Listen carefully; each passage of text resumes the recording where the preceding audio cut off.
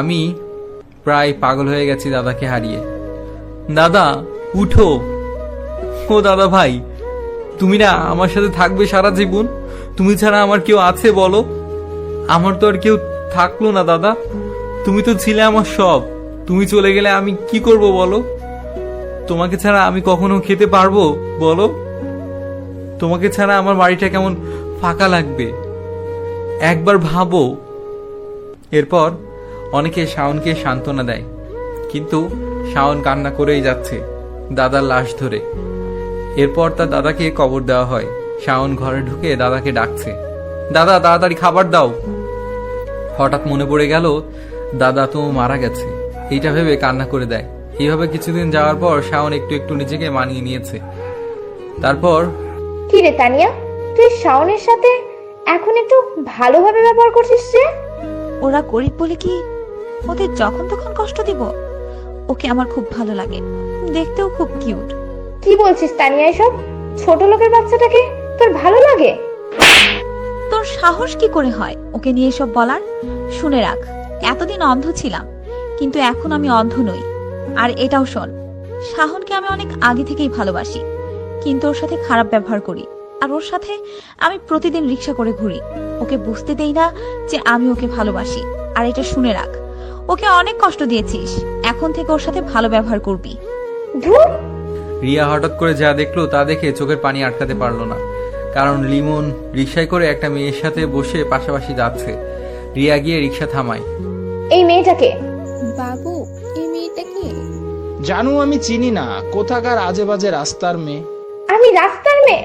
তুমি তো নষ্টা মেয়ে, যে কিনা অহংকার ছাড়া কিছু চিনে না। আমাকে এসব বলতে পারবি? লিমন, মেয়েটা কান্না করছে কেন? ওকে কি চিনো? এটা অনেক খারাপ মেয়ে। নতুন কাউকে পেয়েছো, তাই আমাকে চেনো না? পাইছি। ওই লিমন না, তুই মেয়েটাকে কষ্ট দিচ্ছিস কেন? বাহ, তুমি আমার জীবনে এসে আমার সবকিছু কেড়ে এখন ভালো চাচ্ছ? এটা আমার মামাতো বোন, আর ও আমাকে বাবু বলে ডাকে, আর আমি ওকে জানু ডাকি। কিন্তু আমাদের মাঝে কেউ কাউকে ভালোবাসে না, আর ও একটা ছেলেকে ভালোবাসে, আর তার সাথে বিয়ে হচ্ছে, তাই আমি কলেজে যেতে পারিনি। আর তুমি অন্য কিছু ভাবছো কেন? ওর কান্না দেখে নিজেকে সামলাতে না পেরে রিয়াকে জড়িয়ে ধরে কান্না করে দেয়। পাগলি, তোকে খুব ভালোবাসি রে। তোর অহংকারটার জন্য আমাকে হারাবি। তোকে ছাড়া আমি এক মুহূর্তও থাকতে পারি না রে। আমি আর কখনো অহংকার করব না, সবাইকে এক মনে করব। আমাকে ক্ষমা করে দাও। বিনা পয়সার সিনেমা আমি দেখতে চাই না। চলো সবাই মিলে ফুচকা খাই। চলো। তারপর তারা ফুচকা খেয়ে চলে যায়। আর শাওন কলেজে ঢোকার সাথে ওই দিনের মেয়েটি। কেমন আছেন? শাওনের কোনো শব্দ নেই। আচ্ছা চলুন। তারপর শাওন ও মেয়েটি কলেজে যায়, আর অপরদিকে তানিয়া রেগে তেলে বেগুনে আগুন। তারপর মেয়েটি শাওনকে চুপ থাকতে দেখে শাওনকে নিয়ে বের হয়। এইভাবে ঘুরছে, হঠাৎ তানিয়া এসে বলে, এই শাহন, এদিকে আয়। সোজা হেঁটে চলে যাচ্ছে। তানিয়া রেগে গিয়ে শাওনের কলার চেপে ধরে। এই, তোকে ডাকছি যে শুনতে পাসনি? কলার থেকে হাতটা ছাড়িয়ে নিয়ে আবার হাঁটা শুরু করে দেয়। সরি, আর কখনো তোর সাথে খারাপ ব্যবহার করব না। হঠাৎ করে রিয়া এসে শাওনের হাত ধরে বলতে থাকে, শাওন, আমার ভুল হয়ে গেছে, আমাকে ক্ষমা করে দাও। আমরা আসলে বড় লোকরা কখনো গরিবের কষ্ট বুঝি না। তোমাকে অনেক কষ্ট দিছি, আমাকে ক্ষমা করে দাও। আরে আরে কান্না করছেন কেন? আমি কিছু মনে করিনি, ওসব কথা ভুলে যান। আমরা ফ্রেন্ড হতে পারি? হুম আমি? হুম। তাহলে তো ভালো। নিহা, ওই দেখ তোর বয়ফ্রেন্ড আসছে। ওকে, তাহলে আমি যাব। এরপর তারা চলে যায়। এইভাবে কিছুদিন চলে যায়, তারা সবাই মিলে আড্ডা দেয়। লিমনও ছিল।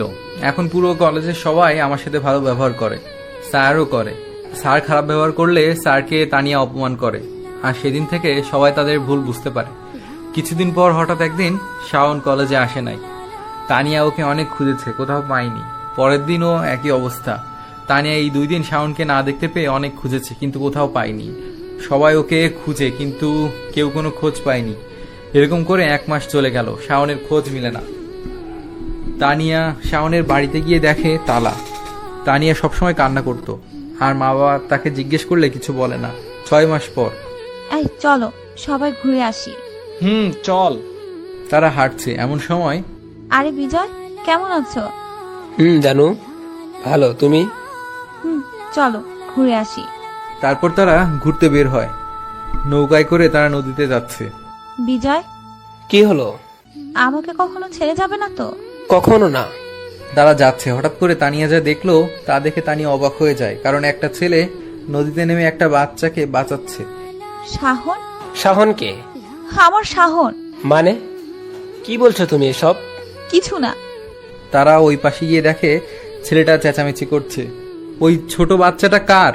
আর বাচ্চাটা ডুবে যাচ্ছে দেখে কেউ বাঁচাচ্ছেন না কেন? যাই হোক, ওকে হসপিটালে নিয়ে যান। তারপর বাচ্চাটির বাবা মা এসে হাসপাতালে নিয়ে যায়।